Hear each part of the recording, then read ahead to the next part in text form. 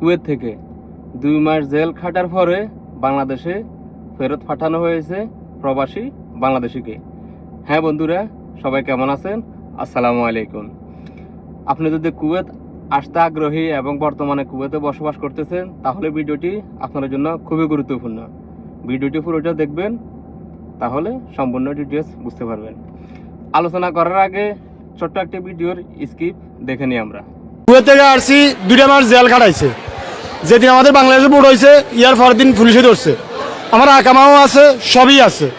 আমি কাজ করতেছি, কথা ছিল তাবাকের কাজ। কুয়েতির কাজ নাই, কুয়েতি আমাদেরকে কাজে দিছে, কোথায় তুমি আমার বাইরের কাজ করো। আমি একটা বিল্ডিংয়ে হারাজের কাজ করি, তখন আমারে বললো যে তোমার আকামা দাও, হাওয়াইয়ে দাও। পুলিশে ধরছে, ধরে নিয়ে করতেছে হাওয়াইয়ে দাও, হাওয়াইয়ে দিছি আর বলতেছে দেখি তোমার তো এই কাজ নয়, তুমি কেন। আপনারা দেখতেই পারছেন, আমাদের এক প্রবাসী বাংলাদেশি চাচা, তার আকামা আছে, সব কিছু আছে, তার যে কফিলের আন্ডারে আছে ওই কফিলের কাজ নেই। তো সেই কফিলে তাকে বলছে, আমার যেহেতু কাজ নাই, তুমি আমার ভাইয়ের আন্ডারে কাজ করো, আমার বাইরের আন্ডারে কাজ করা, এখানে বসে থেকে কি করবা, যেহেতু আমার কাজ নেই। ও কি করছে, তার বাইরের আন্ডারে হারেদের কাজ করছে। হারেদ হচ্ছে যে অর্থাৎ বিল্ডিংয়ের সিকিউরিটি গার্ডের কাজ করতো। পরবর্তীতে পুলিশ আসছে, আসার পরবর্তীতে দেখছে, তাকে ধরে দেখতেছে যে তার আকামা এখানে না, তার আকামা অন্য জায়গার। সাথে সাথে তাকে অ্যারেস্ট করে 2 মাস জেল খাটানোর পরে বাংলাদেশে ফেরত পাঠানো হয়েছে। এই জন্য আমরা বারবার ভিডিওতে বলি, বর্তমানে কুয়েতের পরিস্থিতি আগের মতো না। আপনার যেই আকামার লোক, ওই আকামা ওইখানে কাজ করতে হবে। আপনি যদি যে কোনো দোকানে আসেন, ওই দোকানের আকামার লোক ওই দোকানে কাজ করতে হবে, বাইরে কাজ করার কোনো সুযোগ নেই।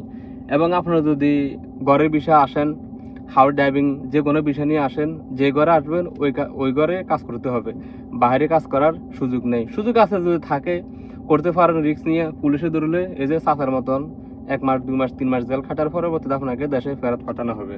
তো এই জন্য আমরা বারবার বলি, আমাদের দেশ থেকে যারা ফ্রি বিষয় নিয়ে আসতে চায়, ফ্রি বলতে তো আসলে বিষয় না, বাসার বিভিন্ন বিষয় নিয়ে তারা কপিলকে টাকার বিনিময়ে আকামা দেওয়ার পরবর্তীতে বাইরে কাজ করার সুযোগ করে দেয় কপিলে, ওইটাকে বলি আমরা ফ্রি বিষয়। তো ওই ক্ষেত্রে কাজকর্মে যে কোনো কাজ করেন, আপনার কাজে কর্মে ধরলে যখন পুলিশ আপনাকে ধরবে, তখনই কিন্তু আপনাকে দেশে ফেরত ফাটিয়ে দেবে।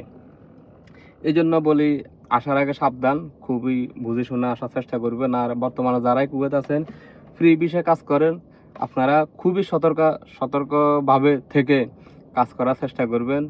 দেখতে পারছেন, এভাবে প্রচুর লোক বাংলাদেশে পাঠানো হতেছে প্রতিদিন। কুয়েত এই ব্যাপারে সেম আকামার লোক সেম জায়গা যদি কাজ না করে, অন্য জায়গায় কাজ করে, ওইখানে একবার $0 করে ফেলবে। তারা এমন পদক্ষেপ নিতেছে, এমন চেকিং করতেছে, রাখবে না এই সমস্ত লোকদের।